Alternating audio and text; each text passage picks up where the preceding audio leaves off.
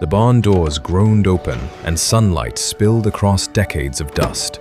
Hidden beneath faded tarps sat an Apollo blue Ford Falcon XB. Its once proud paint had turned dull, the tires had melted into the dirt, and cobwebs stretched across its iconic shark nose grille. It looked forgotten, but it wasn't abandoned because someone stopped caring. More than 40 years earlier, a father had bought this Falcon with one dream. Every Saturday, he and his teenage son worked side by side, restoring it bolt by bolt. Greasy hands, shared laughter, scraped knuckles, and endless conversations filled the old workshop. The Falcon wasn't just becoming a car again, it was becoming their greatest memory. His son always smiled and said, "One day, Dad, this Falcon will outrun the sunset." Then, without warning, everything changed. His son never came home from an ordinary afternoon drive. The father locked the workshop that night, unable to bear the silence where laughter once lived. The tools stayed exactly where they had been dropped. Half-finished body panels gathered dust. The engine never turned again. For decades, the Falcon waited patiently in the darkness.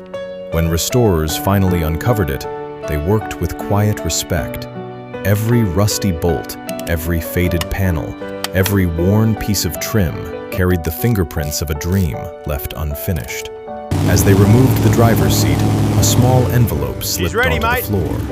Inside was a birthday card the son had hidden years before. It read, "Dad, if life ever keeps us apart before we finish this Falcon, promise me you'll let it roar one last time.